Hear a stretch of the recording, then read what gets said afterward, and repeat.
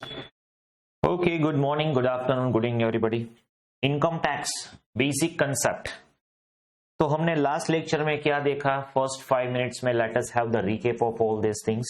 Okay, so we have just seen the introduction of income tax, how the tax is there, what are the types of tax like direct tax and indirect tax, and what are the main ingredients of the tax laws, right? So if we talk about taxes, there are two kind of taxes, direct taxes and indirect taxes. Direct taxes are tax which is directly charged on person concerned, which is charged on person concerned.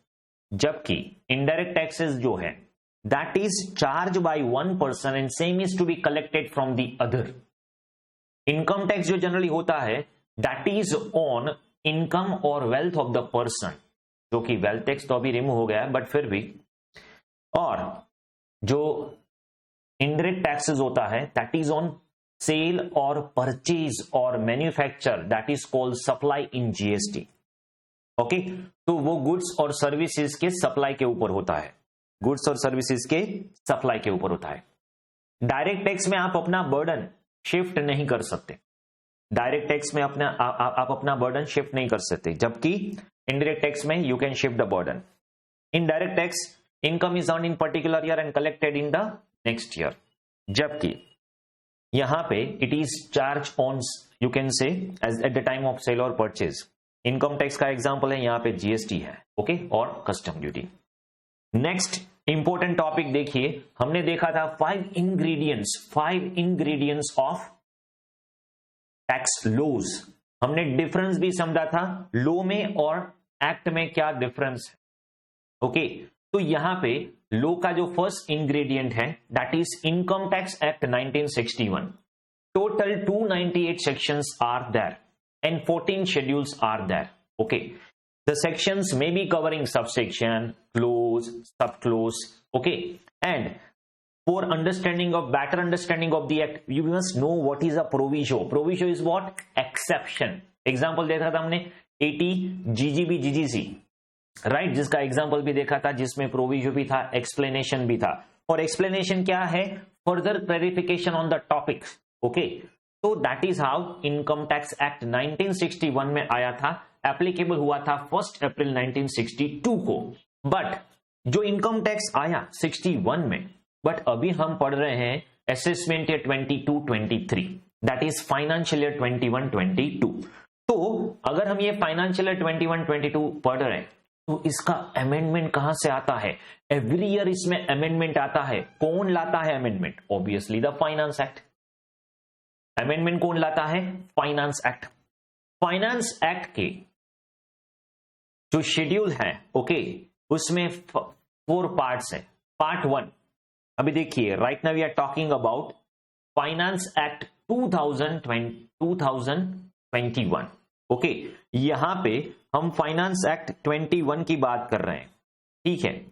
तो finance act 21 जो कि आया था फरवरी मार्च, budget always फरवरी या मार्च में आता है, फरवरी 21.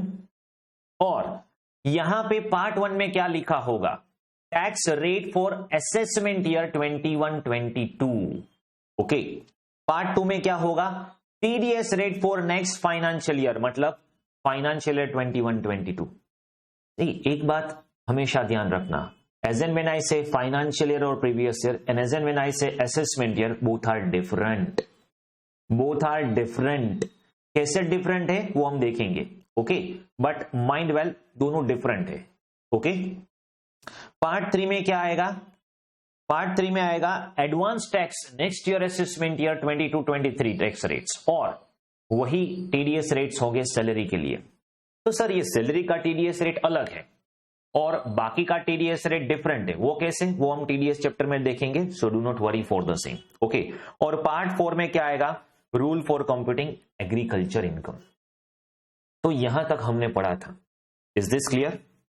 Okay, देखिए, तो ये मैंने पहले आपको लास्ट लेक्चर में इंट्रोडक्शन दिया था, ओके, कि ये पेपर में कैसे पूछते हैं, और हमने ये 2 इंग्रेडिएंट्स के ऊपर डिटेल में डिस्कशन किया था, right.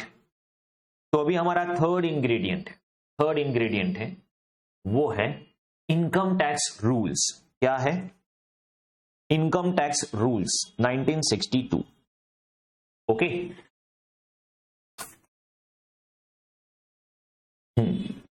So when we talk about third income tax rule, the administration of direct tax.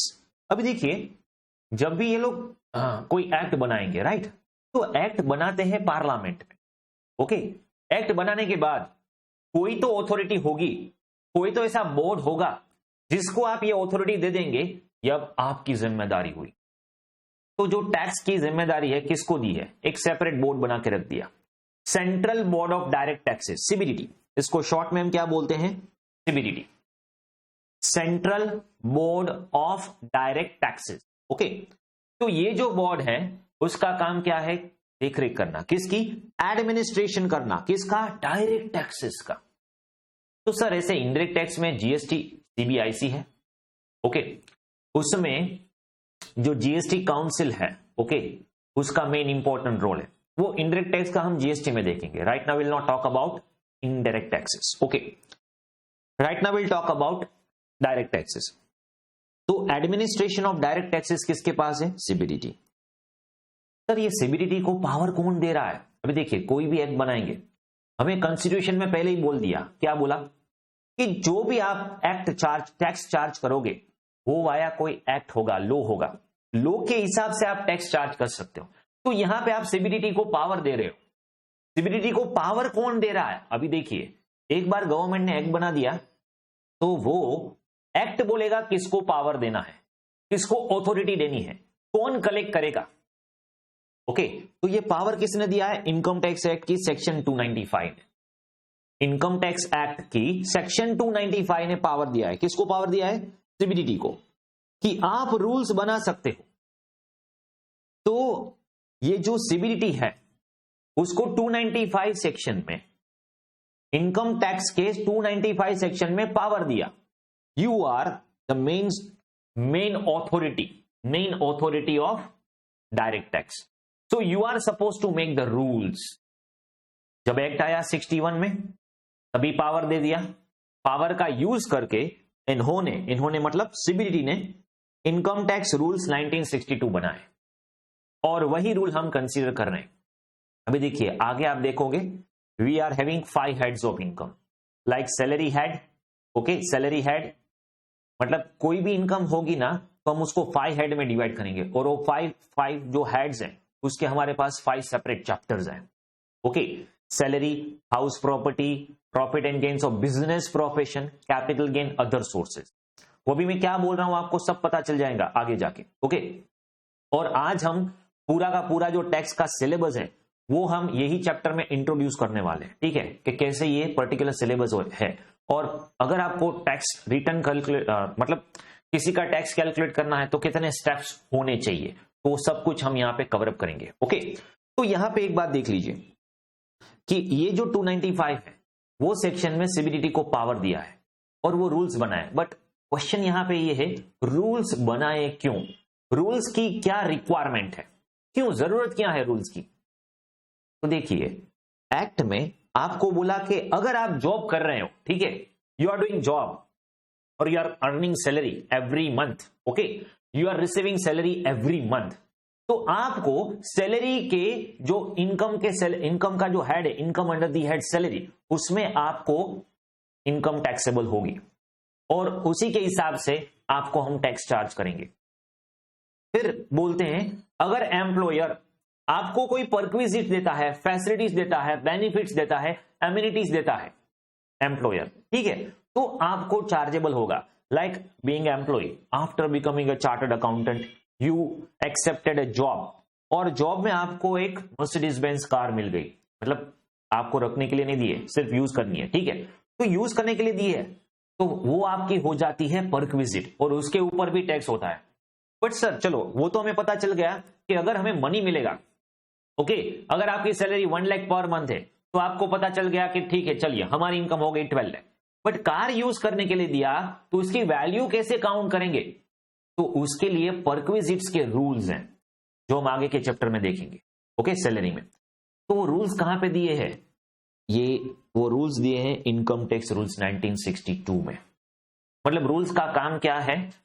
Act का इफेक्टिव एडमिनिस्ट्रेशन करना। अभी आप बोलोगे इनकम टैक्स रिटर्न फाइल कर दीजिए, ठीक है, तो इनकम टैक्स रिटर्न फाइल करने के लिए प्रोफॉर्मा फॉर्मेट, तो वो सब कुछ कहां पे होगा, यहां पे रूल्स में। तो जो भी पहले तो ये पावर किसका है रूल्स बनाने का, सीबीडीटी। सीबीडीटी ने रूल्स बना दिया, 1962 में ही रूल्स बन गए। ओके, अभी all forms procedure principle of valuation of perquisite, अभी देखिए परक्विजिट, तो ये परक्विजिट मैंने आपको समझा दिया क्या है, और आप आगे सैलरी हेड में देखोगे कि ये परक्विजिट क्या है। ओके, और रूल्स हैज सब रूल प्रोविजो एक्सप्लेनेशन, इसमें भी सब रूल होते हैं, इसमें भी प्रोविजो होते, इसमें भी एक्सप्लेनेशन होते। अभी प्रोविजो का क्या मतलब है आपको समझ में आ गया है। प्रोविजो माने एक्सेप्शन, मतलब जो नॉर्मल नहीं है, डिफरेंट है, उसको बोलते हैं exception. Okay, the proviso to sub rule spells out exception to the limit condition guideline basis of valuation and spell out sub rule explanation give clarification for the purpose of rule.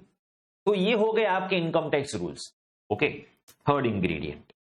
अब देखिए हम income tax law बनाते हैं, तो one by one अगर आपको income tax law की recipe बनानी है तो वन बाय वन आपको इंग्रेडिएंट्स मिक्स करते जाने होंगे, और ये पांचों के पांचों इंग्रेडिएंट मिक्स हो गए तब जाके आपका लॉ का अच्छा सा डिश बनेगा। ठीक है, नेक्स्ट है सर्कुलर और नोटिफिकेशन फॉर सीबीडीटी। सर्कुलर और नोटिफिकेशन, अभी ये दोनों क्या है, अगेन सी, कोई भी ऐसे ही गवर्नमेंट आपके ऐसा नहीं बोल सकती हमारे पास पावर है। अभी हमने इनकम टैक्स के लिए सेपरेट एक्ट बना दिया, तो एक्ट डिसाइड करेगा किसको पावर क्या है। ओके, एक्ट में स्पेसिफिकली स्पेल आउट होगा, मतलब लिखा हुआ होगा। जैसे 295 में लिखा था CBDT central board of direct taxes rules बना सकते हैं, और उन्होंने रूल बनाए। इनकम टैक्स रूल्स 1962 बना दिया 62 में। अभी उसमें कुछ चेंज आते हैं तो वो करते हैं चेंज, ठीक है। और इसके बाद सेक्शन 119 इनकम टैक्स की सेक्शन 119 में सीबीडीटी को अगेन पावर दिया। किसका पावर दिया, किसका पावर दिया। अभी देखिए आपने कई सारे मेमेस देखोगे, अभी मीम्स और memes whatever you call that is I don't know, right, our generation doesn't understand that as you understand that. Okay, तो आपने देखा होगा कि tax consultant are waiting for extension, कि अभी 31 दिसंबर है, एक्सटेंड कर दीजिए, रिटर्न फाइलिंग की डेट एक्सटेंड कर दीजिए।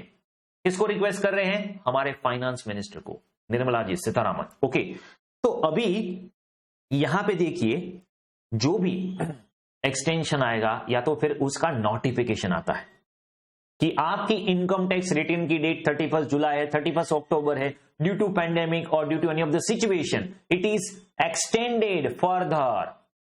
तो अभी वो कैसे लॉन्च करेंगे extension, via notification. Income tax department का नोटिफिकेशन आता है। ओके, तो ये नोटिफिकेशन का पावर किसने दिया, एक्ट ने दिया। एक्ट की किस सेक्शन ने दिया, 119 ने। ओके, 119 ने क्या पावर दिया, CBDT issues circulars and notification from time to time. This circular clarified doubts regarding scope and meaning of various provision. अभी देखिए सर्कुलर और नोटिफिकेशन दोनों में अंतर क्या है, डिफरेंस क्या है, समझ लेना। ठीक है, पहले बात करते हैं सर्कुलर की। जब भी CBDT central board of direct taxes है, वो सर्कुलर इश्यू करेंगे from time to time to deal with certain specific problems and to clarify doubts. कभी कभी क्या होता है, ये लॉ की लैंग्वेज इतनी हाई फाई होती है कि जो इंटरप्रिटेशन आप करते हो और जो इंटरप्रिटेशन डिपार्टमेंट करता है वो डिफरेंट होता है। फिर इनकम टैक्स डिपार्टमेंट को क्लैरिफिकेशन देने की जरूरत होती है कि ये सेक्शन में ऐसा ऐसा लिखा है, इसका मतलब ये है। तो कई बार क्या होता है कि आप एक्ट को कोई और सेंस से समझे या फिर उसका मिस इंटरप्रेट कर दे, ऐसा ना हो, इसीलिए या तो फिर डिपार्टमेंट है, क्योंकि क्या है सीबीडीटी है, ओके, उसके अंडर में कई सारे इनकम टैक्स ऑफिसर्स होते हैं। ओके, तो उसको ऑफिसर्स को भी क्लैरिफिकेशन देना होता है और सर्कुलर देने होते हैं। ठीक है, तो सर्कुलर जो है वो एक्ट की प्रोविजन के जो भी डाउट्स और जो भी एम्बिगिटी है, मतलब जो भी मिस इंटरप्रिटेशन होने की जहां पे भी चांसेस हैं, वहां पे इनकम टैक्स डिपार्टमेंट जो है वो सर्कुलर इश्यू करेंगे. Okay, they are going to issue the circular. Just a minute.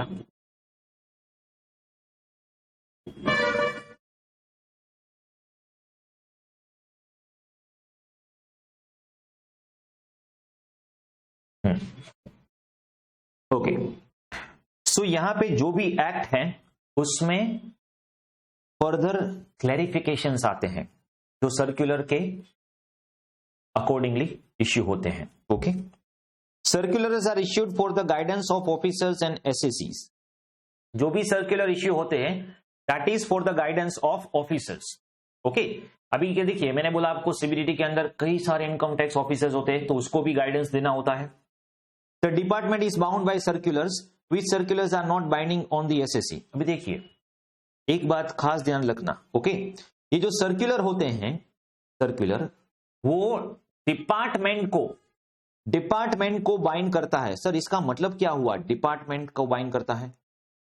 जब ये डिपार्टमेंट की बात बोले, डिपार्टमेंट मतलब IT department, income tax department.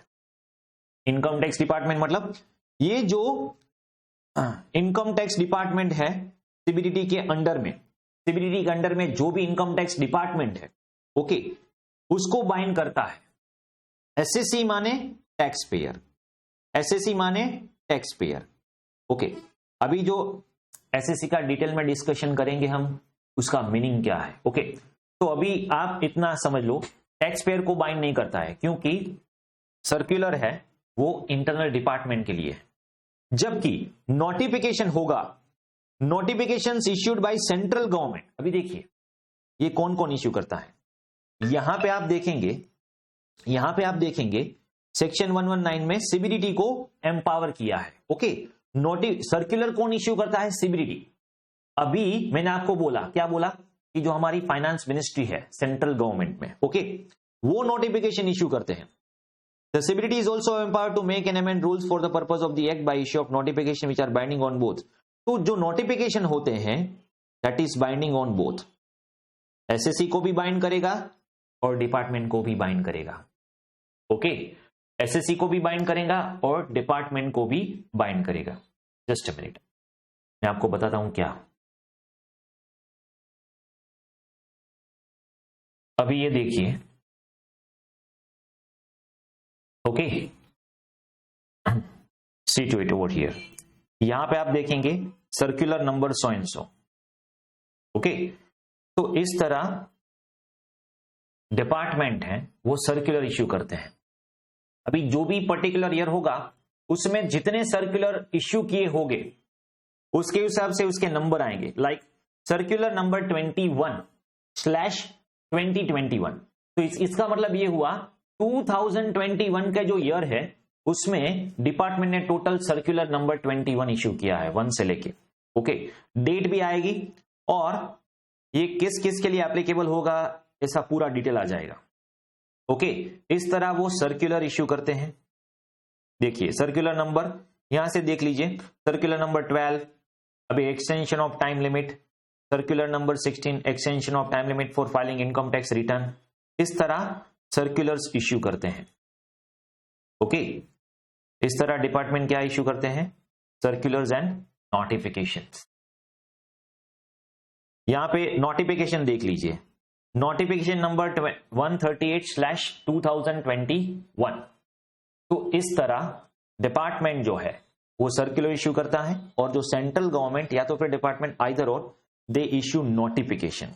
Okay, अभी हमें ये समझना नहीं है क्या नोटिफिकेशन में लिखा है क्या नहीं लिखा है. That is out of our purview. Okay, ये तो मैं सिर्फ आपको एग्जांपल के तौर पे दे रहा हूं कि ये सर्कुलर क्या होता है और नोटिफिकेशन क्या होता है. ठीक है, और ये आपकी साइट है incometax.gov.in, नई साइट बनाई है. अभी तो ठीक चल रही थी, पहले बहुत दिक्कत आई थी इसमें, but now it's fine. Okay, तो इस तरह सीबीडीटी और central government can issue circulars and notifications. Case laws और फिफ्थ इंग्रेडिएंट्स है case law. That is, sir ये केस लॉ क्या है? सुप्रीम कोर्ट सुप्रीम कोर्ट और high court case law, the supreme court and high court can give judgment only on question of law. अभी देखिए, ये जितनी भी सारी कोर्ट्स हैं वो लॉ को इंटरप्रेट करने के लिए है। अगर लॉ में कुछ चैलेंज आता है, लाइक इनकम टैक्स डिपार्टमेंट कुछ अलग बोल रहा है, टैक्स पेयर कुछ अलग बोल रहा है, तो फिर क्या होगा, इनकम टैक्स डिपार्टमेंट नोटिस भेजेगा और रिस्पेक्टिव जो टैक्स पेयर है वो उसको आर्ग्यू करेगा कि नहीं ये एप्लीकेबल मुझे नहीं है, मुझे डिडक्शन मिलना चाहिए, वैसा कुछ। और इस तरह दोनों में डिस्प्यूट होता है। जब भी डिस्प्यूट होता है तो इनकम टैक्स डिपार्टमेंट में पहले कहां पे जाते हैं हम, commissioner of appeal, CIT appeal में जाएंगे। अभी ये तो हमारा सिलेबस का पार्ट नहीं है, CIT अपील, फिर हम जाएंगे ITAT, income tax appellate tribunal, फिर जाएंगे हम हाई कोर्ट में और फिर जाएंगे हम सुप्रीम कोर्ट में। तो इस तरह पूरा का पूरा जो है वो सीक्वेंस होता है। ओके, अगर ये कोर्ट में आप केस जो है वो डिसमिस हो गया या फिर आपके अगेंस्ट आया तो आप उसके भी हायर अथॉरिटी में जाओगे, इनकम टैक्स अपीलेट ट्रिब्यूनल को। ओके, फिर यहां पे भी आप हार गए तो आप हाई कोर्ट में जाओगे, फिर सुप्रीम कोर्ट में जाओगे। बस अभी आप सुप्रीम कोर्ट के जजमेंट से भी संतुष्ट नहीं है तो you don't have any right. Okay, B with it. Okay, तो फाइनली क्या होता है कि जब भी कोई टैक्स में डिस्प्यूट होता है तो हमें, अभी देखिए मैं आपको एक बात बता दूं कि अगर कोई एक सुप्रीम कोर्ट का जजमेंट ऑलरेडी आ चुका है, ओके, और हमारी सिचुएशन वैसी ही है जैसे वो जजमेंट में थी, मतलब हमारे जो पर्टिकुलर अकाउंट्स है उसमें भी एक्सपेंडिचर वैसे ही है जैसे वो पर्टिकुलर जजमेंट में थे, तो फिर आप बाद में वही सीक्वेंस फॉलो करोगे या फिर सुप्रीम कोर्ट का judgment as it is accept कर लोगे कि नहीं, आप फिर से चैलेंज करोगे? नहीं, सुप्रीम कोर्ट ने भले बता दिया, अभी मैं फिर से शुरू करता हूं, पहले अपील में जाऊंगा फिर ITT में जाऊंगा, अरे सुप्रीम कोर्ट ने पहले ही बोल दिया, तो फिर why to waste time in this procedural aspect. Okay, तो कभी कभी क्या होता है, ऑलरेडी ऐसे पास्ट में सुप्रीम कोर्ट ने हाई कोर्ट ने जो भी डिसीजन दिए होंगे वो हम एज इट इज एक्सेप्ट कर लेंगे और उसके हिसाब से हम लोग को अंडरस्टैंड करेंगे, जो कि ये जो केस स्टडी वाला पोर्शन है सुप्रीम कोर्ट के केसेस और हाई कोर्ट के केसेस, वो आप CA फाइनल लेवल पे लर्न करोगे। It is not part of your inter syllabus.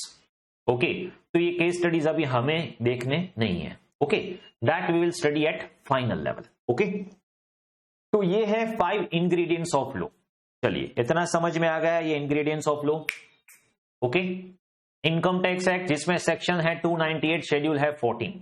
Okay, income tax act के अंदर में सब सेक्शन क्लोजेस सब क्लोज आ सकते हैं। प्रोविजो माने एक्सेप्शन, नॉट एक्सप्लेनेशंस माने फर्दर क्लैरिफिकेशंस।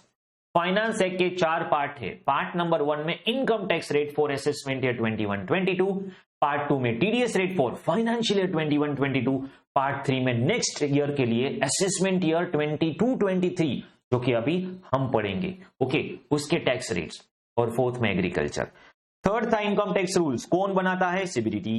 किसने पावर दिया? 295 ने। ओके, नेक्स्ट है सर्कुलर नोटिफिकेशन, कौन बनाता है? CBDT 119, और गवर्नमेंट भी इश्यू कर सकते हैं central government notifications. Okay, circular है वो सिर्फ SSC को, वो सिर्फ डिपार्टमेंट को बाइंड करता है, जबकि नोटिफिकेशन है वो दोनों को बाइंड करता है।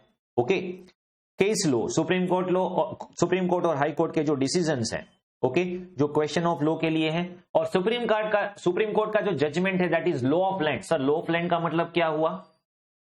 लॉ ऑफ लैंड का मतलब क्या हुआ? लॉ ऑफ लैंड का मतलब हुआ कि ये जो पर्टिकुलरली सुप्रीम कोर्ट का एक बार डिसीजन आ गया ना, तो वो फुल एंड फाइनल डिसीजन, उससे आगे आप जा नहीं सकते, खत्म हो गया। सुप्रीम कोर्ट ने एक बार डिसीजन दे दिया, that's full and final. Okay, वो पत्थर की लकीर हो जाती है, उसमें कुछ चेंज नहीं होगा। Yes, you will get this PPT, this PPT will be there with the course. Okay, जो कोर्स है वो ऐप में होगे और ऐप में आपको ये PPT मिल जाएंगी PDF फॉर्मेट में, ठीक है? ओके, चलिए नेक्स्ट, जिससे आपको रिवाइज करने में हेल्प हो। ओके, जब भी रिवीजन करना हो तो आप ये सिर्फ PPT देख लीजिए, पूरा का पूरा टैक्स रिवाइज हो जाएगा। ओके, और ये पीपीटी में इन डेप्थ ले रहा हूं, मतलब ऐसा नहीं है चलिए थोड़ा ही ले लिया, सब कुछ कवर अप कर रहा हूं, ठीक है। तो थोड़ी बड़ी बनेगी पीपीटी, या तो फिर इसके जो पीडीएफ हो वो ज्यादा पेज की बनेगी, बट इससे आप रिवाइज फटाफट कर पाओगे, क्योंकि बिगेस्ट चैलेंज क्या होता है टैक्स में, रिवाइज करना। टैक्स में जो एग्जाम के 1.5 डे है उसमें रिवीजन पॉसिबल नहीं होता, क्योंकि इतना बल्क, ये इतना सब्जेक्ट बल्क में है ना, that becomes very difficult to revise. Okay, तो इस हिसाब से रिवीजन जो है वो आपको ठीक से करना होता है, तो you will get this. Okay, so don't worry. Finally, तो इज दिस क्लियर? चलिए, तो अभी हम इनकम टैक्स का सब्जेक्ट इंट्रोडक्शन लेते हैं। अभी देखिए, you do not worry about the how many lectures going to be there in first chapter, even if that particular chapter is not at all important from exam point of view. But मैं बता दूं आपको, ये जो subject है ना, subject के लिए ये चैप्टर इंपॉर्टेंट है, मार्क्स के लिए इंपॉर्टेंट नहीं है, बट सब्जेक्ट को समझने के लिए। ओके, क्योंकि ये सब्जेक्ट आपको लॉजिकली समझना है, जितना आप लॉजिकली उसको समझते जाओगे उतना आपके लिए बहुत ही आसान हो जाएगा। ओके, तो section 4 charging section, levy of income tax. Okay, और tax 4 steps for calculating the tax देखते हैं। चलिए, levy of income tax is levied on total income of the previous year of every person. Section 4, a person include individual, HUF, association of a person, body of individual। Person की definition में आगे आएगा। Yes, अभी यहां पे main first point है, ये मैंने एंटर क्यों नहीं किया पता नहीं, हाईलाइट कीजिए। Total income and tax payable, total income and tax payable, ये है आपका पॉइंट 1। अभी मैंने आपको पहले ही बताया क्या, क्वेश्चन नंबर 1 में आपको यहां पे बताया था मैंने कि क्वेश्चन नंबर जो 1 है उसमें आपको ये 14 मार्क्स का जो क्वेश्चन है वो पूछते हैं। वो जो क्वेश्चन पूछते हैं वो होता है computation of total income and tax. Okay, तो इसका पूरा पूरा चैप्टर भी है जो हम देखेंगे, बट उसके स्टेप्स अब भी यहां पे देख रहे हैं बेसिक्स में। देखिए कैसे कैसे देखते हैं आगे। तो ये जो स्टेप्स हैं वो आप ठीक से देखना। Okay, just a minute.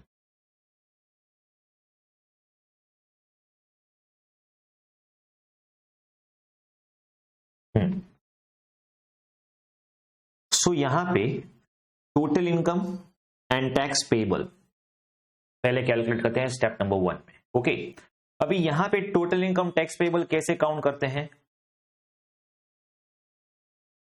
Income tax is levied on an assessee's total income. Such total income has to be computed as per the provision contained in Income Tax Act. Let us go step by step to understand the procedure for computation. Okay, step 1. सबसे पहले आपको क्या करना है, अभी देखिए, जब भी आप टैक्स कैलकुलेट करना चाहे तो सबसे पहले आपको क्या करना होगा।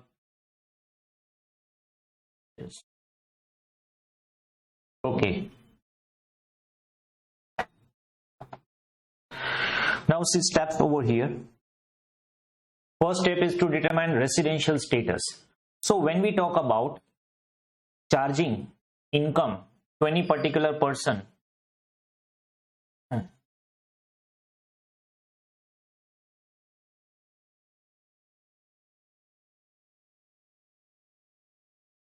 so charging any particular person to tax, first of all we need to determine the residential status of a person.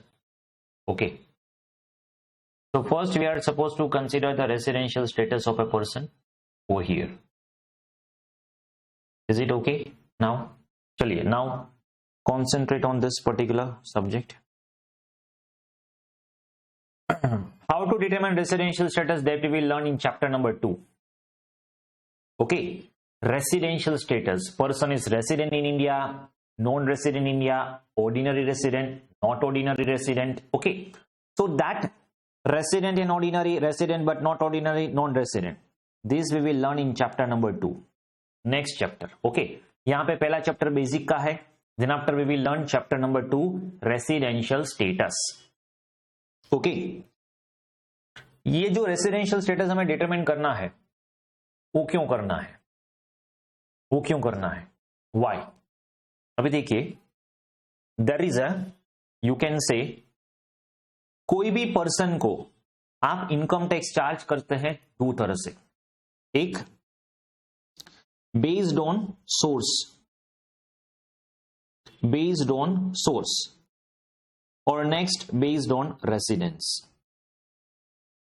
मतलब रेसिडेंशियल स्टेटस।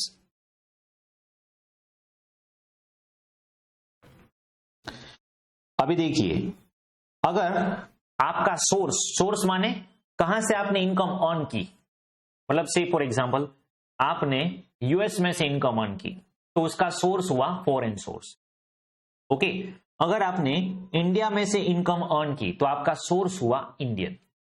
अभी हम right now we are talking about income tax act 1961 in India, मतलब Indian government can charge tax from Indian sources obviously. Okay, तो यहां पे एक तो आपके पास ये है कि सोर्स के बेसिस के हिसाब से आप टैक्स चार्ज कर सकते हो, you can charge the tax on the basis of source rule बोलते हैं उसको। ओके, जो हम चैप्टर नंबर 2 में पढ़ेंगे, इन डेप्थ पढ़ेंगे। ओके, और दूसरा होता है रेसिडेंस रूल। रेसिडेंस रूल मतलब अभी देखिए, मैंने आपको पहले भी बताया लॉजिक लास्ट लेक्चर में, ओके, कि ये जो टैक्स है, टैक्स उसका रीजन क्या है। टैक्स का रीजन बहुत ही सिंपल है, और वो रीजन है कि टैक्स जो गवर्नमेंट लेती है, राइट, उसको अल्टीमेटली रेवेन्यू जनरेट करके आपको ही फ्री में फैसिलिटी देते हैं। Suppose now we are in India, right, और we are here in India 365 days 24/7। तो इसका मतलब ये हुआ, you are here in India and you are utilising each and every free assets provided by the government. Road use कर रहे हो government का, ब्रिज, डैम, सब कुछ यूज कर रहे हो गवर्नमेंट का फ्री ऑफ कॉस्ट। तो गवर्नमेंट आपसे रेवेन्यू जनरेट करेगा।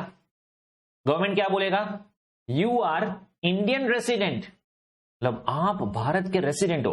अभी देखिए, हम right now we are not talking about citizenship. Citizenship से साथ कोई लेना देना नहीं है, चाहे आप इंडियन सिटीजन हो चाहे आप फॉरेन सिटीजन हो, ठीक है। You are Indian resident. Okay, wait chapter number 2 section मतलब 6 में आता है। ओके, तो आप रेसिडेंट हो तो इसका मतलब हुआ आपकी कोई भी सोर्स की कुछ भी इनकम हो उस पर आपको टैक्स भरना है।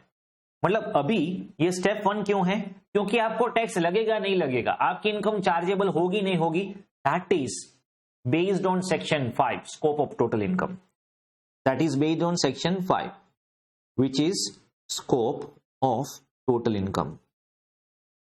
और ये जो scope of total income है वो हम पढ़ेंगे चैप्टर नंबर 2 रेसिडेंशियल स्टेटस में। तो पहले आपको क्या डिटरमाइन करना होगा, आप रेसिडेंट हो या नॉन रेसिडेंट हो। रेसिडेंट हो तो ऑर्डिनरी रेसिडेंट हो या फिर नॉट ऑर्डिनरी, ये सब कुछ हम चैप्टर 2 में देखेंगे। That is our first step.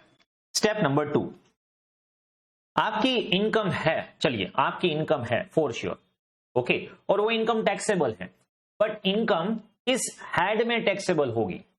आपको जो भी इनकम हुई, अकाउंट में हम ऐसा नहीं करते। अकाउंट में कैसा करते हैं, इनकम हुई चलो पीएनएल क्रेडिट कर दीजिए, एक्सपेंस हुआ पीएनएल डेबिट कर दीजिए। वहां पे हम बाइफरकेशन नहीं करते, ये इनकम किस हेड की है। ओके, बट इनकम टैक्स में आपकी जो भी इनकम होती है उसको हम 5 हेड्स में डिवाइड करते हैं। कितने हेड्स में, 5 हेड्स। और जो ईच एंड एवरी हेड है वो होगा आपका डिफरेंट चैप्टर।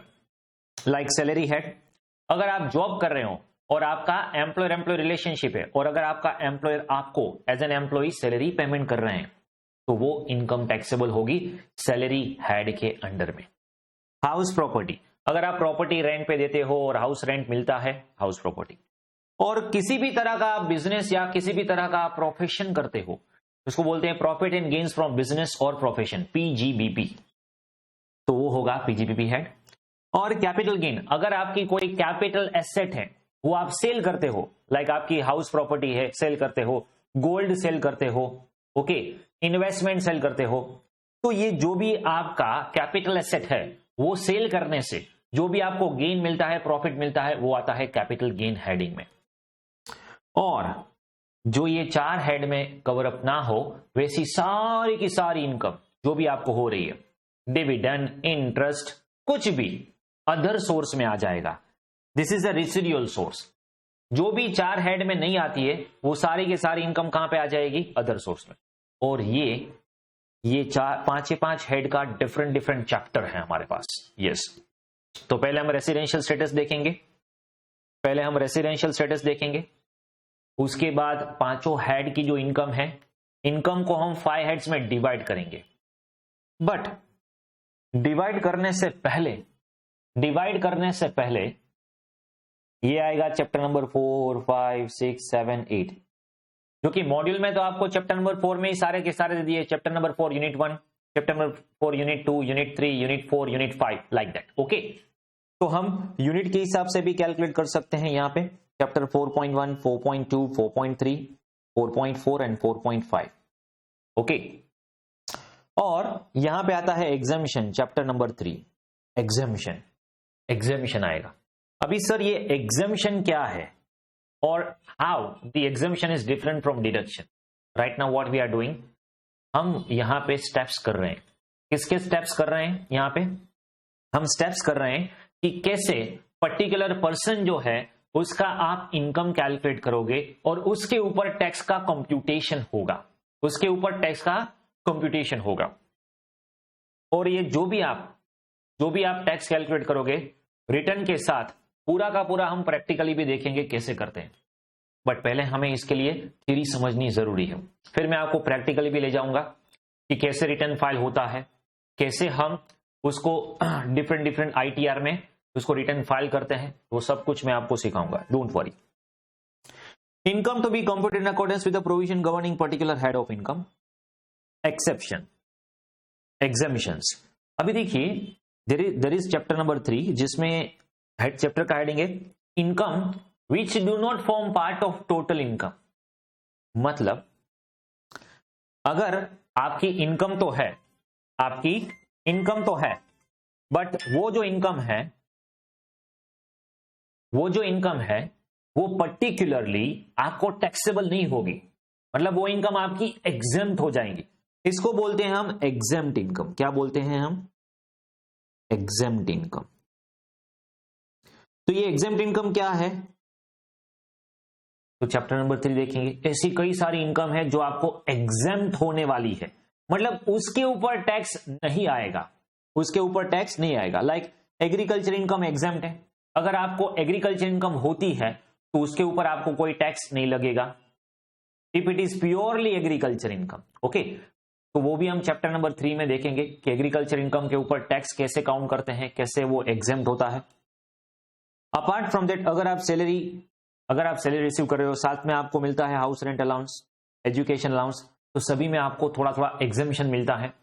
अभी ये जो एग्जेम्पशन है ना, जो एग्जेम्प्ट इनकम है ना, वो कभी भी टोटल इनकम में कंसीडर नहीं होगा। सर ये टोटल इनकम क्या है? ये जो 5 हेड है उसको जोड़ दे तो वो हो जाएगा आपका ग्रोस टोटल इनकम। क्या हो जाएगा? Gross total income. और ये जो एग्जेम्पशन है, ये ग्रोस टोटल में काउंट नहीं होगे, मतलब वही एग्जेम्प्ट हो जाएगा, तो इसका हमें टैक्स नहीं पे करना है, जो एग्जेम्प्ट इनकम है। ठीक है, तो refer chapter income which do not form part of total income, chapter number 3। Next, deduction. तो ये डिडक्शन क्या है? डिडक्शन में क्या होता है कि आपको एज ए अलाउंस या एज ए डिडक्शन बाद मिलता है। ओके, लाइक आपने सुना होगा कि अगर आप LIC प्रीमियम पे करोगे, अगर आप स्कूल फीस पे करोगे, कई बार आपके जो पेरेंट्स है वो आपको बोलते हैं आपकी जो स्कूल फीस है उसकी रिसीट चाहिए। क्यों? क्योंकि हमें इनकम टैक्स में से डिडक्शन क्लेम करना है। ATC में हमें इनकम टैक्स में ATC में डिडक्शन क्लेम करना है। आप बोलोगे मेडिकल प्रीमियम ATD में क्लेम करना है। तो ये सारा का सारा जो चैप्टर है वो पूरा एक चैप्टर आता है deduction from gross total income. अभी देखिए एग्जेम्पशन और डिडक्शन में क्या डिफरेंस है पता है? एग्जेम्पशन है ना, वो ग्रोस टोटल इनकम में काउंट ही नहीं होगा, हम पहले से ही उसको इग्नोर कर देंगे। लाइक सैलरी में कोई भी एग्जेम्प्टेड अलाउंसेस है तो इसको सैलरी में काउंट ही नहीं करेंगे, सैलरी में काउंट ही नहीं करेंगे। लाइक हाउस प्रॉपर्टी में कुछ एग्जेम्पशन है तो उसको हाउस प्रॉपर्टी इनकम में काउंट ही नहीं करेंगे। Okay, we will not count it all. और अभी ये जो मैं डिडक्शन बोल रहा हूं वो डिडक्शन जनरल है, मतलब ग्रोस टोटल इनकम में से होता है। बट पर्टिकुलर हेडिंग के भी, ये जो पर्टिकुलर हेड है उसके भी डिडक्शंस होते हैं। लाइक सैलरी का डिडक्शन सैलरी में से बाद होता है 16 सेक्शन 16। हाउस प्रॉपर्टी का जो डिडक्शंस है वो हाउस प्रॉपर्टी में से माइनस होता है। पीजीबीपी का डिडक्शन पीजीबी में से माइनस होता है। मतलब हेड वाइज डिडक्शन भी है और ओवरऑल डिडक्शन भी है। Okay, head wise deduction particular head में लर्न करेंगे और जो ओवरऑल डिडक्शन है लाइक एटीसी, ओके, जिसमें आपको 1,50,000 तक डिडक्शन मिलता है, हाँ, तो वो आप डिडक्शन चैप्टर में लर्न करोगे कैसे मिलता है। ओके, बट डिडक्शन में क्या होता है वो आखिर में माइनस होता है ग्रोस टोटल इनकम कैलकुलेट करने के बाद, जबकि एग्जेम्पशन में हम उसको इनकम में इंक्लूड ही नहीं करेंगे। इसलिए जो एग्जेम्पशन का चैप्टर है उसको हम हेडिंग ऐसे देते हैं, income which do not part of total income. मतलब ये ऐसी एग्जेम्प्ट इनकम है जिसको हम ये ग्रोस टोटल इनकम में ऐड ही नहीं करेंगे, तो माइनस करने की कोई जरूरत ही नहीं है। जबकि ये जो डिडक्शंस हैं, डिडक्शंस, ओके, वो आपके ग्रोस टोटल इनकम में से अर्न किए होंगे और उसमें से आप एक्सपेंड कर रहे हो, ठीक है, तो वो आप सेपरेटली उसको माइनस करेंगे। कैसे करना है वो ग्रेजुअली आपको चैप्टर में मैं शो करूंगा। So right now we are just taking the understanding overall capture overall idea of a taxation system.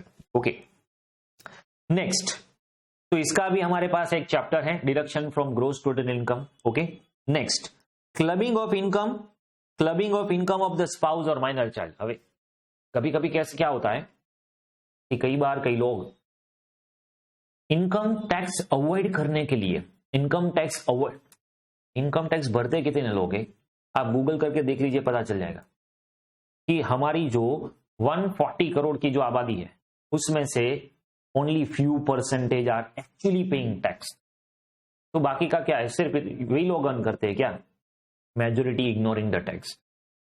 तो इग्नोर नहीं करना है। अगर आपकी इनकम बेसिक एग्जामिशन के ऊपर है तो you have to pay the tax. Okay, be you can say responsible people of India and pay the taxes.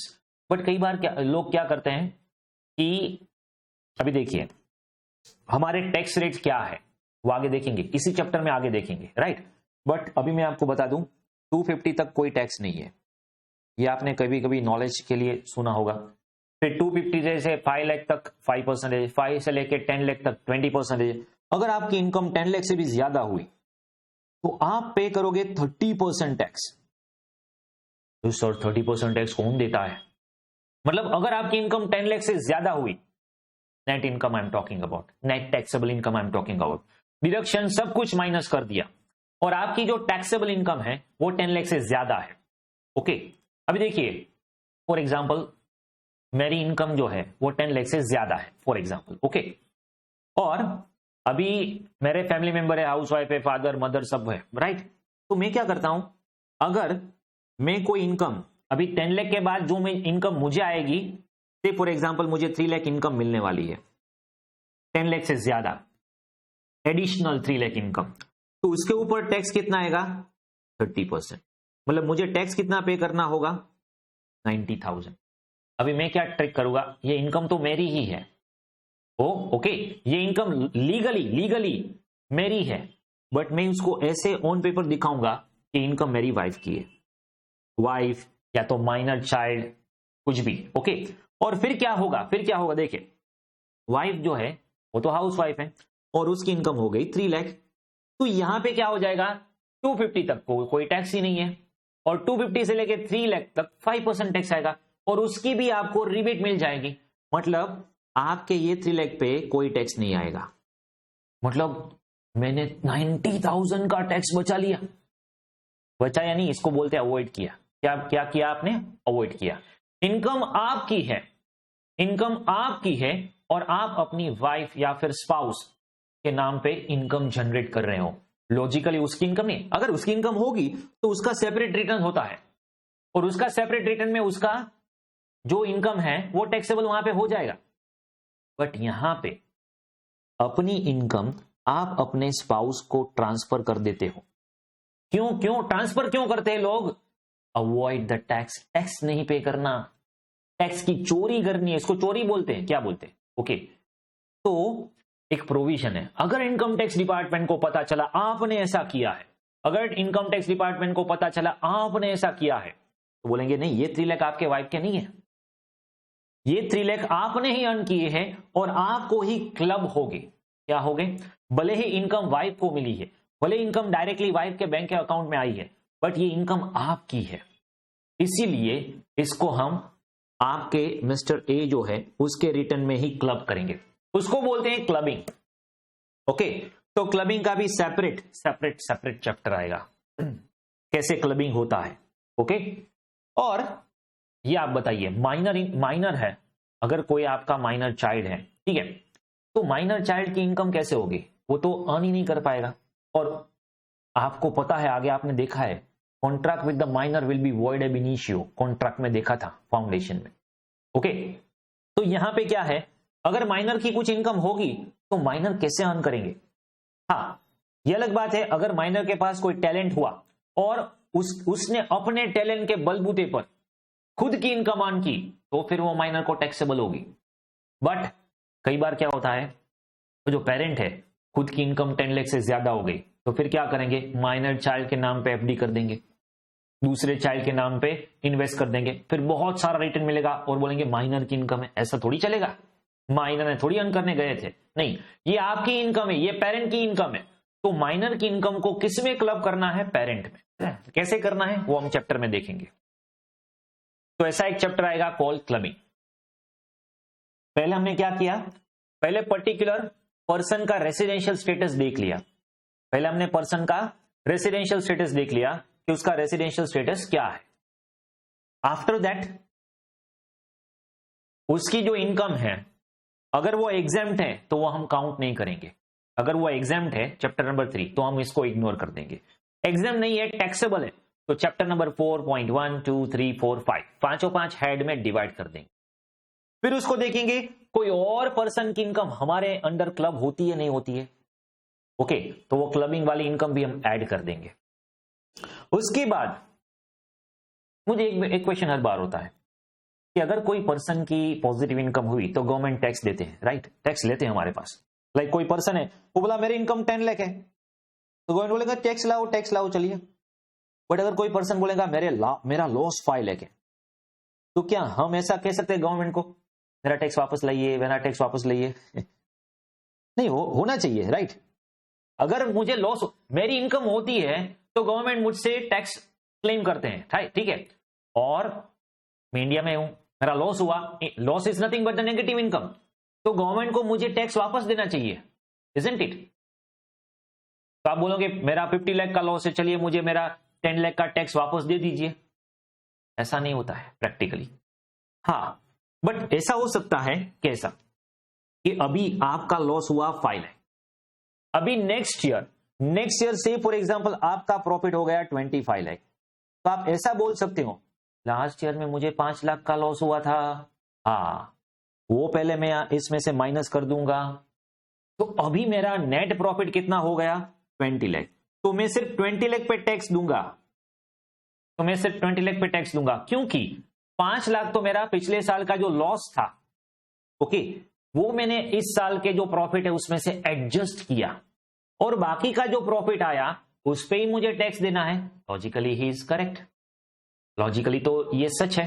हाँ, इसके लिए आता है set of carry forward of losses, set of and carry forward of losses, इसका भी एक separate chapter आएगा कि कौन कौन सा लॉस आपको किस हेड के सामने मिलेगा, और लॉस सेट ऑफ नहीं हुआ तो कितने साल तक आप कैरी फॉरवर्ड कर सकते हो।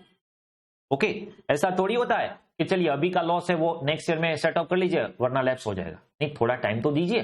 कई बार ऐसा होता है कंपनी शुरू होती है तो पहले 2-3 साल तो लॉस ही होता है, फिर बाद में जाके कंपनी प्रॉफिट मेकिंग होती है और फिर जाके कंपनी टैक्स पे कर सकती है, ठीक है। तो कंपनी क्या बोलेगी, पहले 2-3 साल जो लॉस हुआ वो तो पहले मुझे रिकवर कर देनी चाहिए, क्योंकि वो मेरे घर से गया, मेरा खुद का फंड गया है, ठीक है, तो वो मेरा प्रॉफिट नहीं है। जब तक लॉस रिकवर नहीं होता है तब तक मुझे प्रॉफिट हुआ ही नहीं है। ओके, तो इसके हिसाब से set of losses and carry forward of losses का एक सेपरेट चैप्टर आता है। नेक्स्ट, ओके, तो वो भी हम सेपरेट चैप्टर में देखेंगे कैसे वो एडजस्टमेंट होता है। ओके, स्टेप नंबर 6, फिर हम करेंगे टोटल ऑफ एवरीथिंग, मतलब ये जो 5 हेड्स है उसका टोटल। ओके, उसमें हम ये जो सेट ऑफ क्लबिंग है वो ऐड कर देंगे, क्लबिंग ऐड कर देंगे, सेट ऑफ का लॉसेस माइनस कर देंगे। सब करने के बाद आता है gross total income. Gross total income के बाद आएगा deductions.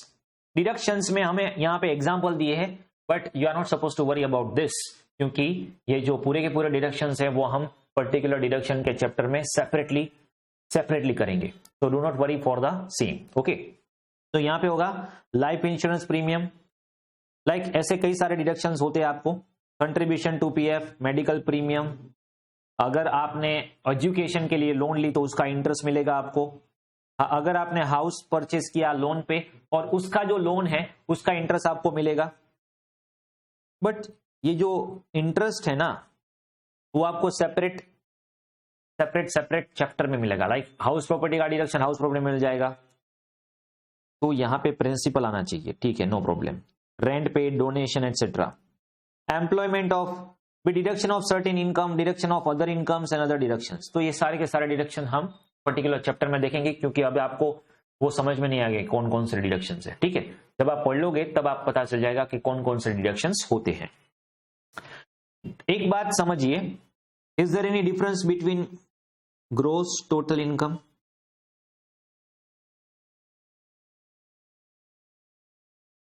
And total income? Is there any difference between gross total income and total income? Tell me. Sir क्या फर्क है? ग्रोस का फर्क है? नहीं, ऐसा नहीं होता। ग्रोस टोटल इनकम मतलब यहां पे हमने किया ना 5 हेड्स का पूरा टोटल इनकम आ गया, फिर ग्रोस टोटल इनकम में से हम डिडक्शंस माइनस करेंगे। डिडक्शंस चैप्टर 6A के, क्या 6A ये क्या है? ये एक चैप्टर है, ठीक है। चैप्टर 6A जो है मतलब ये इनकम टैक्स का चैप्टर है, ठीक है। हमारा सिलेबस का चैप्टर डिफरेंट है, डिडक्शंस, जिसमें सेक्शन 80C से लेके 80U का डिडक्शंस होता है। सेक्शन 80C से लेके सेक्शन 80U तक डिडक्शन मिलता है, C D E like that. Okay, तो वो डिडक्शन बात करने के बाद जो आता है उसको बोलते हैं हम टोटल इनकम और टैक्सेबल इनकम, जिसके ऊपर हम टैक्स काउंट करेंगे। ओके, ये जो आपकी टैक्सेबल या फिर टोटल इनकम है इसके ऊपर हम टैक्स रेट से टैक्स काउंट करेंगे। तो ये हो गया आपका टोटल इनकम। टोटल इनकम कैसे मिलेगा आपको? ग्रोस टोटल इनकम है उसमें से आपको डिडक्शन माइनस करने हैं। ओके, अभी ये जो टैक्स है वो आपको राउंड ऑफ करना है। सर ये राउंड ऑफ का मतलब क्या हुआ? फॉर एग्जाम्पल आपका ग्रोस टोटल इनकम जो है ओके वो है 10,25,623। इसमें से फॉर एग्जांपल 150 आपने डिडक्शन क्लेम किया। ओके, तो आपका अभी इनकम कितना हुआ? नेट इनकम बोलो, टोटल इनकम बोलो, टैक्सेबल इनकम बोलो, ठीक है। तो इसको बोलते हैं 875,623 टोटल इनकम। बट ये टोटल इनकम ऐसे लिखोगे तो नहीं चलेगा। क्यों सर, क्यों? इसमें क्या दिक्कत है? हम ऑलवेज क्या करेंगे? टैक्स को 10 रुपीज में राउंड ऑफ करेंगे। किस में राउंड ऑफ करेंगे? 10 रुपीज में। मतलब 10 रुपीज तक तो कोई वैल्यू ही नहीं है। नहीं, 8,75,620। पता है आप पहले डेसिमल को रुपए में कन्वर्ट करते थे, 0.5 से ज्यादा हुआ तो फुल कर दीजिए, 0.5 से कम हुआ तो उसको इग्नोर कीजिए। हम ऐसे पैसे का रुपए में कन्वर्ट करते हैं।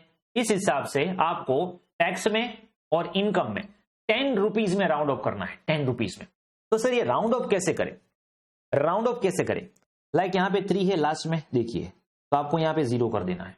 बट सर यहां पे 3 नहीं हुआ, फॉर एग्जांपल यहां पे 5 हुआ या तो फिर 6 हुआ, तो क्या करोगे? तो इसको हम 30 कर देंगे।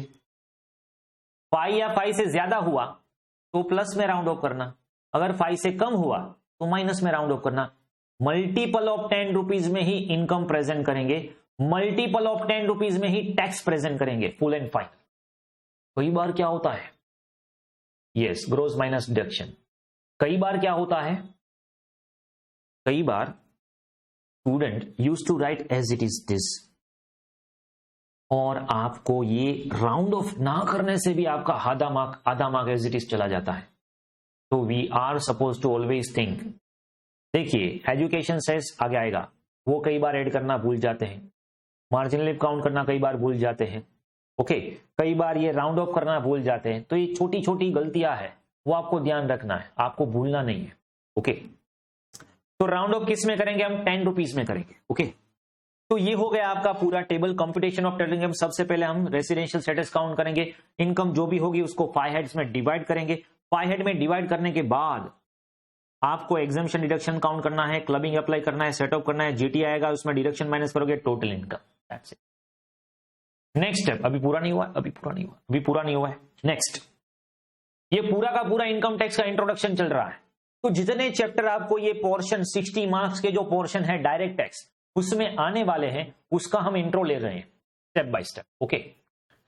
स्टेप नंबर 5 क्या होगा, application of rates of tax on total income, okay. अभी यहां पे जो भी आपकी टोटल इनकम आई, लाइक से फॉर एग्जांपल यहां पे हमारी टोटल इनकम हुई 8,75,630, क्या हुई, 8,75,630। अभी ये जो इनकम है उसके ऊपर हमें टैक्स रेट्स अप्लाई करने हैं। सर ये टैक्स रेट कैसे आते हैं, अभी हमने देखा ना फाइनेंस एक्ट में 2021 पार्ट 1 में असेसमेंट ईयर 21-22 के टैक्स, पार्ट नंबर 3 में असेसमेंट ईयर 22-23 के टैक्स। यस, तो हमारे असेसमेंट, सर हमारी अटेम्प्ट में असेसमेंट ईयर क्या है वो बता दीजिए हमें। तो आपकी अटेम्प्ट है मई या तो फिर नवंबर 22, ओके। तो ये दोनों के लिए आपका असेसमेंट ईयर हुआ 22-23, ओके।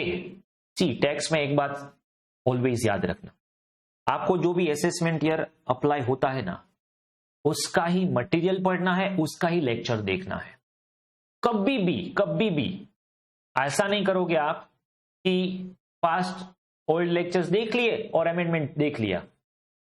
आप फ्रेश जो भी आपको असेसमेंट ईयर एप्लीकेबल है उसका ही मटेरियल कीजिए और उसका ही लेक्चर देखिए, ओके। तो यहां पे असेसमेंट ईयर 22-23 हो जाएगा हमारे लिए, यस। और उसका जो टैक्स रेट है, अभी तो मैंने टैक्स रेट आपको नहीं बताया, वो आगे बताऊं मैं, ओके। तो टैक्स रेट क्या है, 250 तक कोई टैक्स नहीं है, 250 to 5 lakh 5%, 5 to 10 20%, more than 10 30%। तो इसके हिसाब से टैक्स रेट हो जाएगा, ओके। अभी यहां पे आपके पास दो ऑप्शंस है टैक्स रेट्स में, ओके। एक नॉर्मल आप टैक्स रेट कीजिए और एक 115 BAC का ऑप्शन आता है। ये लास्ट ईयर ही आया था, असेसमेंट 21-22 में पहली बार इंट्रोड्यूस हुआ था, ओके। ये 115 BAC क्या है आगे पता चल जाएगा, ओके। तो हमें क्या करना है, टैक्स रेट काउंट करना है। टैक्स नॉर्मल स्लैब रेट भी हो सकते हैं, टैक्स रेट है वो नॉर्मल स्लैब रेट भी हो सकते हैं, स्लैब रेट माने स्लैब्स में होता है। पहले 250 तक नो टैक्स, फिर 250 to 5, 5 to 10 above, like that slab में मिलते हैं टैक्स, ओके। और दूसरा होता है फ्लैट रेट का मतलब क्या हुआ, अभी आपने कोई विनिंग किया, अभी देखिए कौन बनेगा करोड़पति में आप गए और आपने 1 करोड़ तक पहुंच गए, ओके, और आपने 1 करोड़ जीत लिया। तो ये अमिताभ बच्चन जी जो है, ओके, वो ऐसे ही फेक चेक लिखते हैं। ऐसा कोई होता नहीं है 1 करोड़ मतलब 1 करोड़ मिलेगा, दैट इज फेक। और वो भी फेक करते हैं, वो क्या करते हैं, कौन बनेगा करोड़ में ऑनलाइन ट्रांसफर किया, ऐसा कुछ होता नहीं है, वो सब कुछ फेक है, ओके। सिर्फ दिखाने के लिए, एडवर्टाइजमेंट करने के लिए, ओके। एक्चुअली अगर आप कौन बनेगा करोड़पति में जाओगे, 1 करोड़ जीतोगे, तो आपको 30% तो टैक्स वहीं पे टीडीएस होके कट हो जाएगा, क्योंकि हर एक विनिंग पे टैक्स रेट क्या है, फ्लैट 30%। आप कुछ भी विन करके जाओ तो आपको फ्लैट 30% देना ही देना है।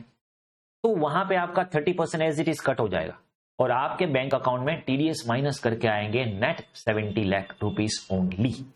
तो जो भी चेक लिखते हैं वो सब फेक है, ओके। मार्केटिंग एडवर्टाइजमेंट करने के लिए करते हैं, ठीक है। तो एक होता है स्लैब रेट, एक होता है फ्लैट रेट। ओके, अगर आप long term capital gain earn करोगे तो 20%। सर ये आप क्या बोल रहे हो, long term capital gain, winning and all this things. Okay, सब कुछ आगे आएगा, तो डोंट वरी। ओके, बट अभी हम क्या कर रहे हैं, जस्ट ले रहे, इंट्रोडक्शन ले रहे कि हम जो पढ़ने वाले हैं उसमें क्या क्या टर्मिनोलॉजी नॉर्मली आती है, कौन कौन से स्टेप्स हम फॉलो करते हैं, क्योंकि जब आप वो चैप्टर में जाए तो आपको पता हो ये हम किस स्टेप का हिस्सा है, कहां से कहां जाता है, टैक्स कैसे कैलकुलेट होता है, और ये टैक्स का मैकेनिज्म कैसे वर्क करता है। बस ये मैकेनिज्म आपके दिमाग में रहे, इस हिसाब से हम ये स्टेप्स पहले ही क्लियर कर लेते हैं। ठीक है, ये पहले स्टेप्स मॉड्यूल में स्टार्टिंग में नहीं दिए थे। अभी आपके जो मई 22 और नवंबर 22 का जो मॉड्यूल है ना, उसमें उन्होंने स्टेप्स आगे कर दिए कि पहले स्टूडेंट आए तो रीड करे कि हाँ ये सारे स्टेप्स हम फॉलो करने वाले हैं। तो I generally follow module, and module का सब कुछ मैं फॉलो करता हूं। कुछ भी हो, मॉड्यूल का कोई भी क्वेश्चन हो, हमारे मॉडल में ना हो ऐसा नहीं होना चाहिए, कभी भी नहीं होना चाहिए। मॉड्यूल में कुछ भी ऐड हो जाए तो वो मैं यहाँ पे ऐड कर देता हूं, जिससे आपको मॉड्यूल की एक लाइन या फिर एक टॉपिक भी स्किप ना हो। फिर आता है, चलिए टैक्स काउंट भी कर लिया, टैक्स काउंट भी कर लिया हम। फिर बाद में क्या आता है, बाद में आता है सरचार्ज और रिबेट अंडर सेक्शन 87 है। सर ये सरचार्ज क्या है, सरचार्ज क्या है, अभी हम टर्म समझ रहे हैं, टर्म को समझो। सरचार्ज है टैक्स ऑन टैक्स, ये क्या हुआ, टैक्स ऑन टैक्स, ये क्या हुआ, टैक्स ऑन टैक्स। टैक्स के ऊपर थोड़ी टैक्स लगता है। सरचार्ज, उसको बोलते हैं सरचार्ज। ये सरचार्ज क्या है, ये सरचार्ज क्या है, फॉर एग्जाम्पल कोई पर्सन है जिसकी इनकम 5 करोड़ है या 2 करोड़ है या 1 करोड़ से ज्यादा है या 50 लाख से ज्यादा है, मतलब annual income more than 50 lakh, मतलब यू कैन से रिच बंदा है।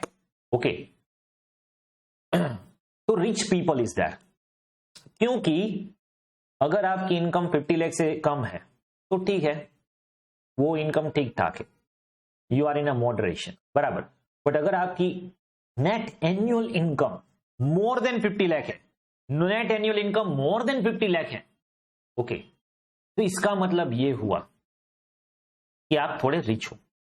और यहां पे गवर्नमेंट क्या चाहती है कि हम जो फैसिलिटी दे रहे हैं, ओके, वो ज्यादा से ज्यादा, अभी देखिए जो बेसिक एग्जामिशन लिमिट है वो क्या है, 250, मतलब अगर आपकी इनकम 250 तक हुई एनुअल तो आपको कोई टैक्स नहीं लगेगा। अभी ऐसे तो बहुत सारे, ज्यादातर मेजोरिटी 90% लोग ऐसे ही है जिसकी इनकम बिलो 250 है, देख लीजिए।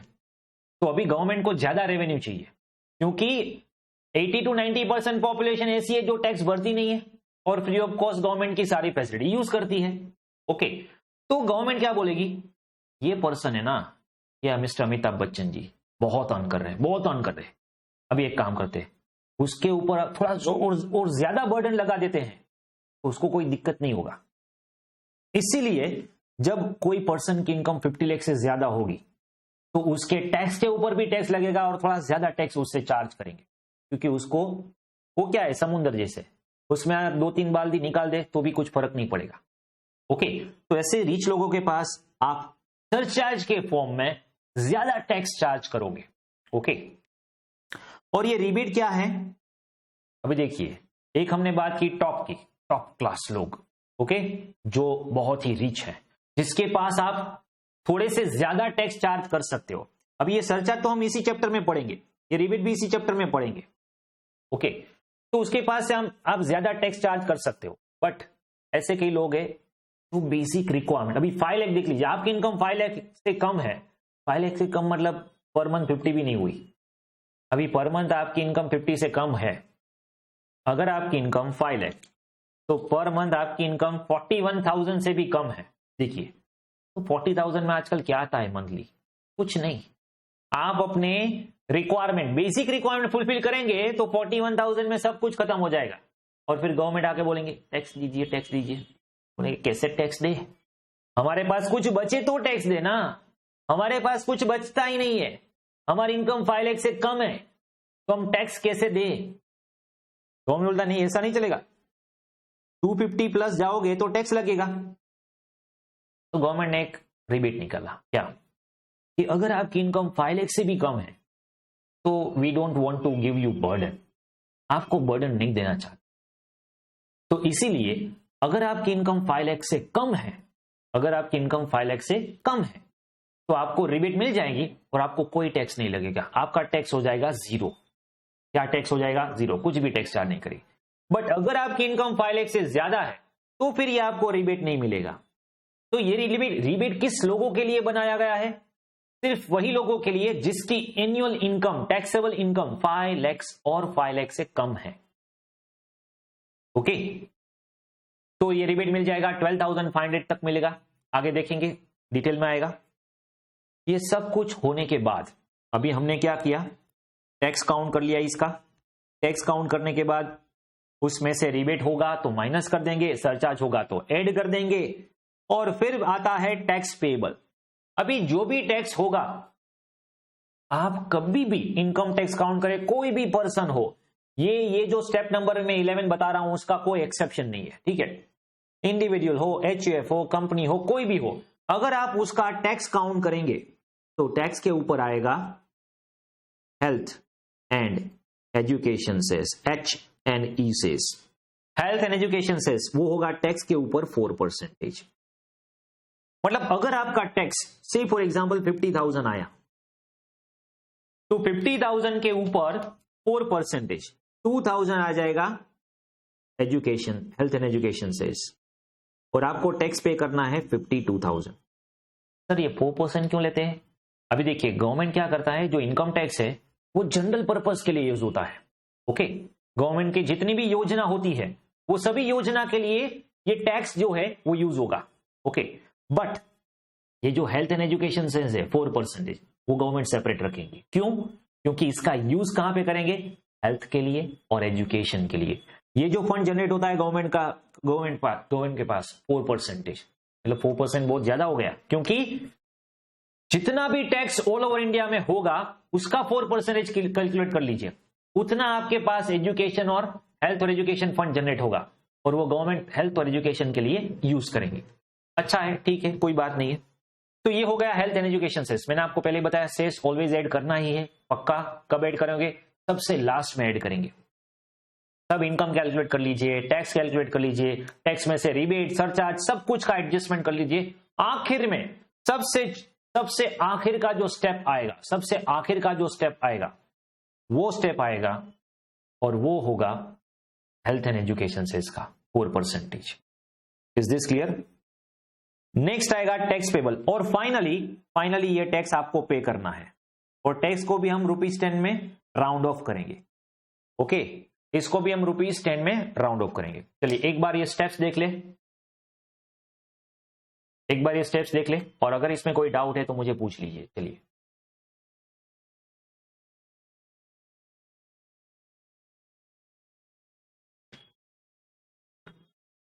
Okay, is this clear?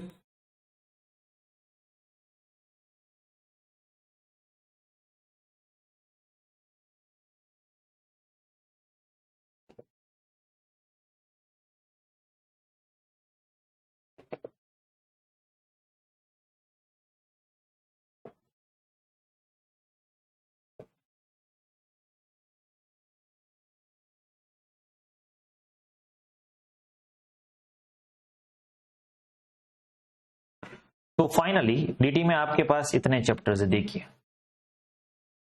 Okay, पहले आएगा बेसिक कंसेप्ट, फिर होगा residential status, income which do not form. Head में 5 हेड्स आएंगे, 1 2 3 4 5, तो ये चारों चैप्टर आप जोड़ दे। फिर आएगा clubbing, set of, deductions, total income tax payable, फिर आएगा एडवांस टैक्स टीडीएस का कंप्यूटेशन, एंड लास्ट में रिटर्न फाइलिंग। तो नाम तो लिखा है 10 चैप्टर्स, बट 10 नहीं है, 10 से ज्यादा है, क्योंकि ये 4th चैप्टर है, उसमें ही 5 डिफरेंट चैप्टर आ जाते हैं। ओके, तो इसके हिसाब से आप ओवरऑल काउंट करें, ओके, तो ये 14 से 15 चैप्टर होते हैं सिर्फ टैक्स में। ओके, और अगर आप सेपरेट यहां पे डिवाइड करें तो फिर थोड़ा ज्यादा हो जाएगा, बट 14 चैप्टर्स तो आप है पक्का। ओके, इतना, और ये सिर्फ आता है 60 मार्क्स में, और बाकी का 40 मार्क्स के लिए जीएसटी में 10 चैप्टर्स है, 1 to 10। जीएसटी में भी 10 चैप्टर्स है, ठीक है। अभी देखिए, जब भी आप फाउंडेशन फिर इंटर फिर फाइनल में आते जाओगे, सिलेबस जो है वो बढ़ता जाएगा, ठीक है। और ये वन ऑफ द सब्जेक्ट है कि जो बल्क सिलेबस वाला सब्जेक्ट है, बल्क सिलेबस वाला, ठीक है। तो उतना तो बनता है। चलिए, आपका लेवल अप हो गया है, फिर आप फाइनल में जाओगे तो इसके भी बल्क सिलेबस वाले आपको करने होंगे सब्जेक्ट्स, ओके। तो ये फर्स्ट पार्ट हुआ हमारे साइड से। अब अगर हम टैक्स पेयर्स की साइड से देखें तो टैक्स पेयर के पॉइंट ऑफ व्यू से अगर आप काउंट करें तो क्या होता है, टैक्स पेयर के पॉइंट ऑफ व्यू से अगर आप टैक्स पेयर के पॉइंट ऑफ व्यू से काउंट करें तो इस तरह आपको इनकम कैलकुलेट करनी होती है और आपको इनकम टैक्स रिटर्न फाइल करना होता है। फिर फाइल करने के बाद क्या होता है, स्टेप नंबर 2, रिटर्न। अभी रिटर्न जो है उसमें क्या है, provision for filing return of income. तो आपको रिटर्न कैसे फाइल करना है, आपने देखा होगा इनकम टैक्स रिटर्न की ड्यू डेट है 31 दिसंबर, फिर इनकम टैक्स रिटर्न का ये फॉर्म है, बिजनेस के लिए ये है, सैलरी के लिए ये है, ये सब कुछ रिटर्न ऑफ इनकम में आता है, ओके। रिटर्न ऑफ इनकम का फॉर्मेट, किस एसएससी को क्या क्या फॉर्मेट एप्लीकेबल होगा, उसकी ड्यू डेट कब होगी, कब आपको रिटर्न फाइल करना है, कब आपको बिलेटेड रिटर्न फाइल करना है, इसका हमें लास्ट चैप्टर आएगा, चैप्टर नंबर 10, ओके। मॉड्यूल के हिसाब से चैप्टर नंबर 10, ओके। चलिए, इज दिस क्लियर? तो ये था आपका पूरा टैक्स पोर्शन। तो हमारा टैक्स अभी शुरू हो रहा है, ठीक है। हमारा जो सब्जेक्ट है वो अभी शुरू हो रहा है, क्योंकि अब तक जो भी था वो इंट्रो था, ओके। देखिए कितना बढ़िया इंट्रो था, दूसरा लेक्चर भी मेजॉरिटी चला गया इंट्रो में, ओके। बट ये सब्जेक्ट ही ऐसा है कि जिसमें इसका इंट्रो लगता है इतना। चलिए, तो असेसमेंट ईयर क्या है और प्रीवियस ईयर क्या है, what do you mean by assessment year and what is the previous year?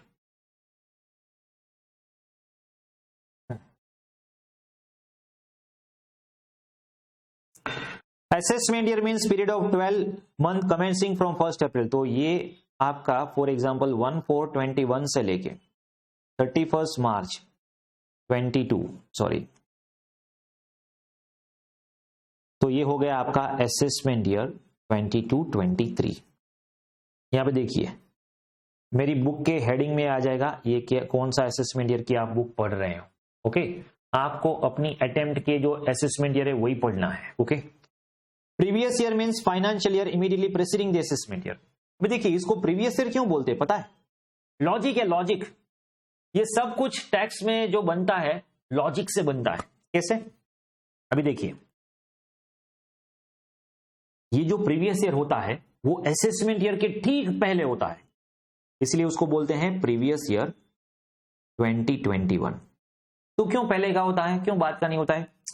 क्योंकि आप देखिए, अगर आप होटल में गए, ठीक है, और आपने कुछ ऑर्डर किया, लाइक आपने मसाला डोसा ऑर्डर किया, ठीक है, तो वेटर लेके आएगा, चलिए मसाला डोसा का बिल दे दीजिए। आप बोलेंगे होल्ड ऑन, पहले खत्म तो करने दो, अभी मुझे दूसरा ऑर्डर भी देना है, पहले मुझे मेरा लंच या डिनर खत्म तो कर देना, तो बाद में बिल लाना। दूसरा ऑर्डर दिया, दूसरा ऑर्डर के बाद वापस आ जाते, ये लो पेमेंट कीजिए। आप बोलोगे उसको, आपको समझ में नहीं आता है कि बिलिंग कैसे करते हैं, किसको? तो how you can bill a person को अगर बिल करना है तो आप कैसे करोगे? तो पहले वो एक इवेंट खत्म हो जाने देंगे। मतलब देखिए, होटल में आप जाओगे तो वो बोलते हैं कि आपका अभी पूरा ऑर्डर खत्म हो गया, बोलेंगे हाँ खत्म हो गया, फिर बाद में जाके बिल बनाएंगे और बाद में जाके आपको बोलेंगे पेमेंट करना है। तो यहां पे इनकम टैक्स डिपार्टमेंट पर्सन को बिल कैसे करेंगे? अभी हमें इनकम टैक्स पे करना है ना हमारी इनकम पे, तो इनकम टैक्स डिपार्टमेंट कब तक वेट करेंगे? इनकम टैक्स डिपार्टमेंट बोलेगा एक काम कीजिए, पहले आप पूरा साल खत्म कर लीजिए, आपका जो पर्टिकुलर फाइनेंशियल ईयर है, से फॉर एग्जांपल 2021, उसको खत्म हो जाने दीजिए और आप काउंट करके बताइए कि आपकी इनकम क्या है। मुझे ये बताइए, आप अर्ली मोस्ट आपकी इनकम कब काउंट कर सकते हो? अर्ली मोस्ट, हाँ अर्ली मोस्ट। डिले में तो पता है लास्ट डे में इनकम काउंट करके देते हो, ओके। अर्ली मोस्ट आप कब इनकम काउंट कर पाओगे? सर हमारा ईयर खत्म हुआ, फाइनेंशियल ईयर खत्म हुआ, 2021 खत्म हुआ 31 मार्च 21 को, ठीक है। 31 मार्च 21 को हमारा फाइनेंशियल ईयर खत्म हुआ, ठीक है। तो ये जो 31 मार्च 21 है वो दिन तो आपकी इनकम होगी। उसके नेक्स्ट डे अर्ली मोस्ट आप कब काउंट कर पाओगे? 21 को। वो भी पॉसिबल नहीं होता है कि आप नेक्स्ट डे भी आपका कैलकुलेशन लेके आ जाओ, बट फिर भी अर्ली मोस्ट 1 अप्रैल में। और वैसे भी आपका जो 2021 का इनकम है वो नेक्स्ट ईयर पे काउंट होगा, फिर उसके ऊपर आप नेक्स्ट ईयर में इनकम एसेस करोगे। असेसमेंट करना, मूल्यांकन करना, आकलन करना, ओके। तो आप उसको एसेस करोगे और फिर उसके ऊपर टैक्स काउंट करके पे करोगे। तो मुझे ये बताइए आप एसेस कब करने वाले हो? आप अपनी इनकम एसेस कब करोगे? तो ये ईयर के नेक्स्ट ईयर में, ये जो 2021 का ईयर है उसके नेक्स्ट ईयर में हम एसेस करेंगे। दैट इज वाई इसको बोल दिया असेसमेंट ईयर। नाम कैसे पड़ा बता रहा हूं मैं आपको। That is why we call that as an assessment year, के year in which income of person is assessed, year in which income of person is assessed to tax. और किस ईयर के इनकम की बात कर रहे हो आप? उसके ठीक पहले के, उसके ठीक पहले के, मतलब प्रीवियस ईयर। तो उसका नाम पड़ गया प्रीवियस ईयर। प्रीवियस ईयर मतलब इनकम टैक्स फ्री लैंग्वेज में प्रीवियस ईयर मतलब करंट फाइनेंशियल ईयर। सर ऐसा कैसा हुआ करंट फाइनेंशियल ईयर? यस, उसका नाम प्रीवियस ईयर है, नेम दिया है प्रीवियस ईयर। बट सर मुझे इनकम टैक्स में ऐसा बोलना हो इससे पहले का साल, तो आप यूज करोगे प्रीसीडिंग ईयर। ये प्रीसीडिंग और प्रीवियस में डिफरेंस है, ठीक है। अगर आपको बोलना है करंट फाइनेंशियल ईयर मतलब प्रीवियस ईयर 2020 असेसमेंट ईयर 20, यहां पे आपका प्रीवियस ईयर क्या होगा? 2020, 21, 22, ओके, 21, 22। और इसका असेसमेंट ईयर क्या होगा? इसका असेसमेंट ईयर होगा असेसमेंट ईयर 22, 23 जो हमारा है अभी। क्लियर इतना? Previous year is the financial year immediately preceding assessment year से ठीक पहले का, असेसमेंट ईयर से ठीक पहले का होगा previous year. Previous year is a year in which income is on. इसका मतलब यह हुआ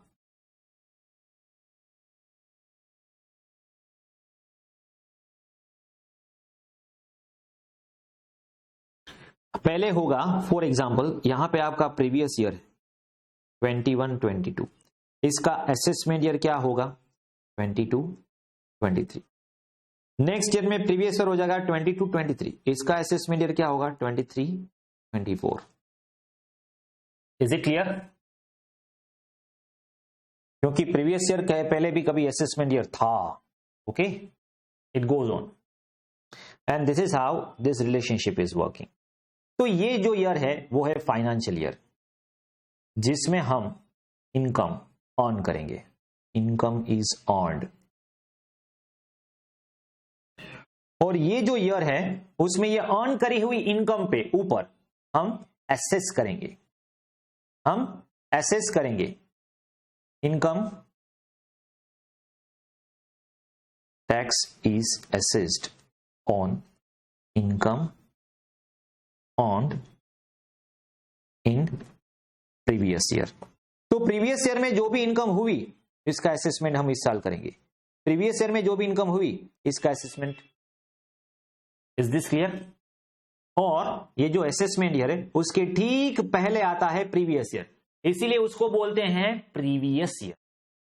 और ये जो ईयर है उसमें हम टैक्स असेस करते हैं, इसके लिए इसको बोलते हैं असेसमेंट ईयर। और असेसमेंट करना मतलब टैक्स को कैलकुलेट करना, सिंपल भाषा में समझा दो आप। और असेसमेंट किसका करते हो आप? असेसमेंट किसका करते हो आप? टैक्स पेयर का। तो उसको बोल देंगे एसएसी, उसको बोल देंगे एसएसी जिसका असेसमेंट होता है।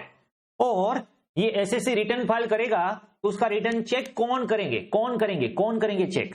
Income tax officer, income tax officers. मतलब वो लोग क्या करेंगे? वो लोग करेंगे आपका जो असेसमेंट, आपने जो रिटर्न फाइल किया उसको वो एसेस करके देखेंगे कि आपने टैक्स पे किया, बराबर किया नहीं किया। तो उसको बोलेंगे हम असेसिंग ऑफिसर्स, सब लॉजिकली जुड़ा हुआ है एक दूसरे से। Assessment year, previous year, assessment, SSC, assessing officer, logically नाम दिए गए हैं। ओके, अभी देखिए इसका मतलब क्या हुआ, प्रीवियस ईयर आपका क्या होगा, तो 1/4/21 से लेके 31 मार्च 22, प्रीवियस ईयर हुआ 22-23, असेसमेंट, अरे प्रीवियस ईयर हुआ 21-22, असेसमेंट ईयर हुआ 22-23, सिंपल।